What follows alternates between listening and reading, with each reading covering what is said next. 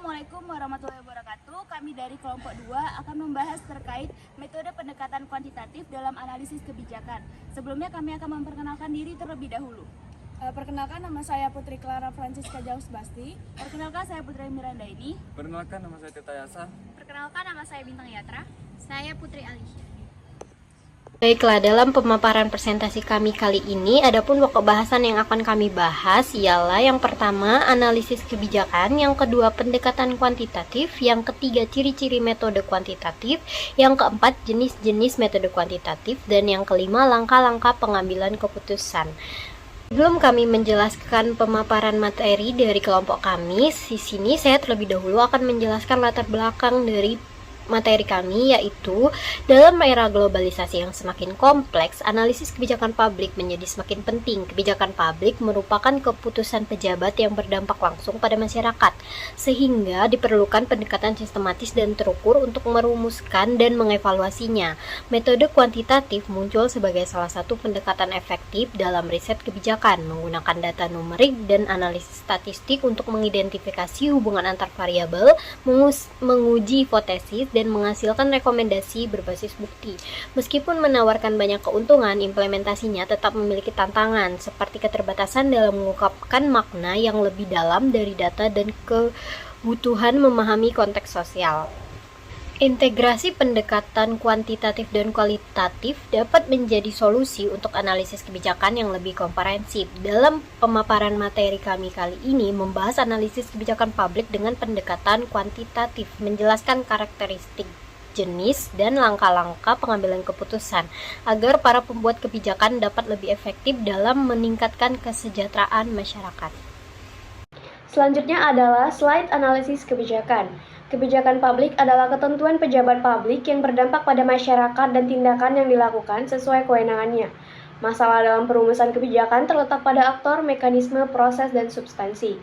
Untuk mencapai tujuan kebijakan yang berpihak pada rakyat dan menjamin partisipasi publik, diperlukan strategi penguatan organisasi masyarakat. Selanjutnya adalah analisis kebijakan adalah disiplin ilmu sosial terapan yang menggunakan berbagai metode penelitian dan argumen untuk menghasilkan dan memindahkan informasi relevan dengan kebijakan agar dapat dimanfaatkan di tingkat politik dalam memecahkan masalah-masalah kebijakan. Analisis kebijakan publik dilakukan sebelum dan setelah alternatif terbaik diimplementasikan sebagai satu kesatuan yang tidak dapat dipisahkan untuk meningkatkan kinerja suatu kebijakan. Slide selanjutnya adalah analisis kebijakan. Pada dasarnya adalah menemukan langkah strategis untuk mempengaruhi kinerja sistem. Tujuannya adalah menganalisis dan mencari alternatif kebijakan sebagai dasar pengambilan keputusan bagi penentu kebijakan. Analisis kebijakan adalah ilmu yang menghasilkan informasi relevan dengan kebijakan publik, dengan produk berupa nasihat, sehingga analis kebijakan hanyalah penasihat, bukan penentu kebijakan. Oleh karena itu, analisis kebijakan memerlukan hal-hal sebagai berikut. Yang pertama, harus tahu cara mengumpulkan, mengorganisasikan, dan mengomunikasikan informasi dalam situasi yang memiliki keterbatasan waktu dan akses. Yang kedua, membutuhkan perspektif untuk melihat masalah-masalah sosial yang dihadapi dalam konteksnya. Yang ketiga, membutuhkan kemampuan teknik agar dapat memprediksi kebijakan yang diperlukan di masa yang akan datang dan mengevaluasi alternatif kebijakan dengan lebih baik. Dan yang terakhir adalah mengerti institusi dan implementasi dari masalah yang diamati untuk meramalkan akibat dari kebijakan yang dipilih, sehingga dapat menyusun fakta dan argumentasi secara lebih efektif serta harus mempunyai etika. Slide selanjutnya adalah analisis kebijakan dapat diharapkan untuk menghasilkan informasi dan argumen-argumen yang masuk akal mengenai 3 macam pertanyaan. Yang pertama, nilai yang pencapaiannya merupakan tolak ukur utama untuk melihat apakah masalah telah teratasi. Yang kedua, fakta yang keberadaannya dapat membatasi atau meningkatkan pencapaian nilai-nilai. Dan yang ketiga adalah tindakan yang penerapannya dapat menghasilkan pencapaian nilai-nilai. Baiklah, di sini saya akan menjelaskan apa itu metode pendekatan kuantitatif. Metode kuantitatif merupakan metode riset untuk mengukur secara akurat tentang suatu perihal yang sedang dikaji. Sedangkan metode kualitatif lebih cenderung melatih fenomena dan rincian deskripsi dari suatu perihal. Pendekatan kuantitatif mendasarkan keputusan pada nilai objektif berdasarkan model matematika. Kedua, pendekatan berkembang dan riset ilmu sosial, termasuk kebijakan. Analisis data meliputi pengurutan dan Penyederhanaan agar dapat dihubungkan langsung dengan masalah penelitian. Analisis dapat dilakukan dengan komputer, misalnya program SPSS, yang menyediakan alat pengolahan data statistik untuk ketetapan dan efisiensi waktu. Pendekatan kuantitatif umumnya tidak banyak menimbulkan perdebatan dibandingkan kualitatif, karena lebih terstruktur dan melibatkan data numerik, sehingga dapat mengurangi subjektivitas dan bias. Pendekatan kuantitatif dapat membedakan variabel dengan mudah, sehingga dapat dimodelkan dengan berbagai model statistik dan membuang faktor tak terkait. Analisis kuantitatif cocok dalam menguji hipotesis atau menjawab hal-hal yang bersifat publik. Berdasarkan uraian, dapat disimpulkan bahwa karakteristik metode kuantitatif menurut Sugiono, yang pertama, paradigma penelitiannya yaitu paradigma ilmiah yang berangkat dari pandangan positifis. Yang kedua, pendekatannya menjelaskan penyebab fenomena sosial melalui pengukuran objektif dan analisis numerikal. Ketiga, sifat penelitiannya yang behavioristik, mekanistik, dan empirisik. Keempat, menurut desainnya, metode ini berciri-ciri spesifik, jelas rinci, ditentukan secara mantap sejak awal dan menjadi pegangan langkah demi langkah. Kelima, menurut tujuannya, metode ini untuk menunjukkan hubungan antar variabel, menguji teori, mencari generalisasi yang mempunyai nilai prediktif. Yang keenam, teknik. Penelitian metode kuantitatif menggunakan eksperimen, seperti survei kuesioner, observasi, wawancara, dan terstruktur. Yang ketujuh, usulan desain penelitiannya. Luas dan rinci, literatur yang berhubungan dengan masalah dan variabel yang diteliti, prosedur yang spesifik dari rinci langkah-langkahnya, masalah dirumuskan dengan spesifik dan jelas, hipotesis dirumuskan dengan jelas, ditulis secara rinci dan jelas sebelum terjun ke lapangan. Dan ke-8, penggunaannya digunakan apabila tujuan penelitian untuk menjelaskan gejala alam. Dalam pengelolaan variabel dapat dilakukan deskriptif, korelasional, atau komparatif. Kesembilan, kelebihannya yaitu menghasilkan teori yang kuat yang probabilitas kesalahannya dapat diperhitungkan. Kebenaran teori yang dijelaskan selalu terbuka untuk diuji kembali. Analisis yang dilakukan atas angka menghindarkan unsur subjektivitas. Dan yang ke-10, kelemahannya yaitu tidak dapat mengungkapkan makna yang tersembunyi.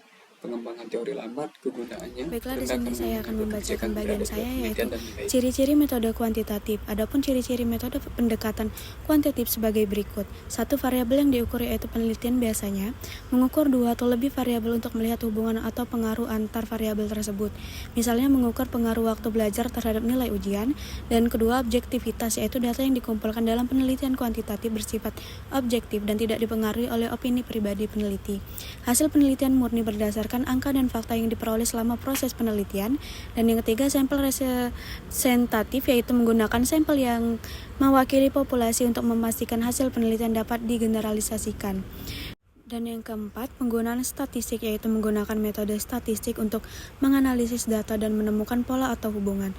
Penelitian kuantitatif melibatkan analisis statistik untuk mengelola data yang telah dikumpulkan. Dan yang kelima, proses sistematis yaitu proses pengumpulan dan analisis data dilakukan secara sistematis dan terstruktur. Selanjutnya adalah jenis-jenis metode pendekatan kuantitatif. Yang pertama, survei yaitu penelitian yang dilakukan pada populasi besar ataupun kecil, tetapi data yang dipelajari adalah data sampel yang diambil dari populasi tersebut sehingga ditemukan kejadian-kejadian relatif, distributif, dan hubungan antara variabel sosiologis dan psikologis. Yang kedua, eksperimen yaitu suatu penelitian yang berusaha mencari pengaruh variabel terhadap variabel lainnya dalam kondisi yang terkontrol secara ketat. Banyak keunggulan dalam jenis penelitian ini, yakni hasilnya spesifik, dapat mengidentifikasi sebab akibat dari suatu hipotesis, dan dapat membangun lebih banyak ide.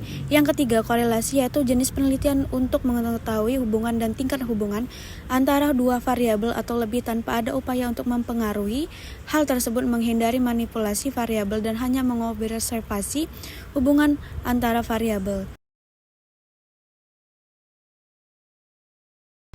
Lalu selanjutnya membahas tentang langkah-langkah pengambilan keputusan dengan pendekatan kuantitatif yang terbagi menjadi 7 tahapan. Yang pertama, mendefinisikan masalah, yaitu kesenjangan antara harapan dan kenyataan yang harus dihilangkan atau dikurangi.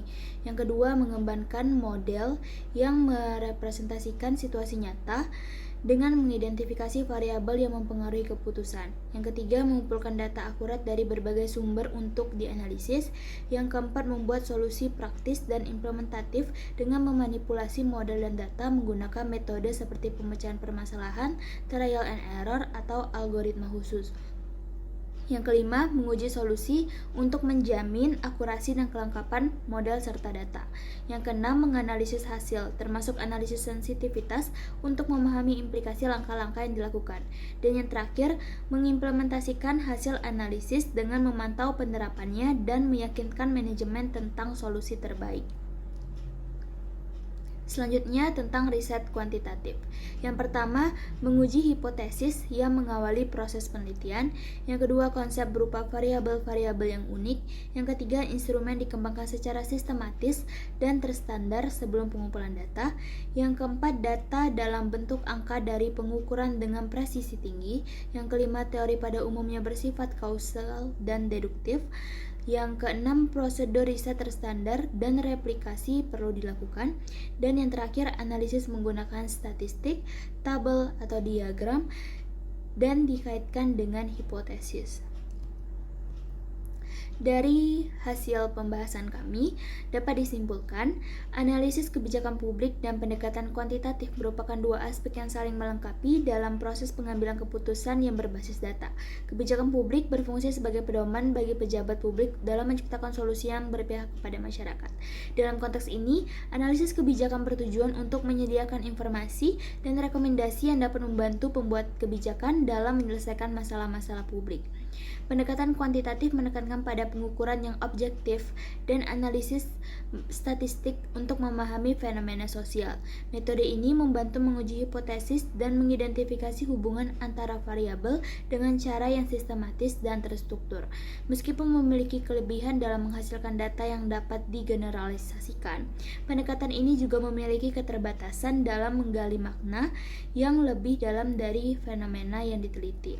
Secara keseluruhan, kombinasi dari analisis kebijakan dan pendekatan kuantitatif sangat penting dalam merumuskan kebijakan yang efektif dan responsif terhadap kebutuhan masyarakat. Dengan demikian, pemahaman yang mendalam tentang kedua elemen ini dapat meningkatkan efektivitas proses pengambilan keputusan di tingkat publik.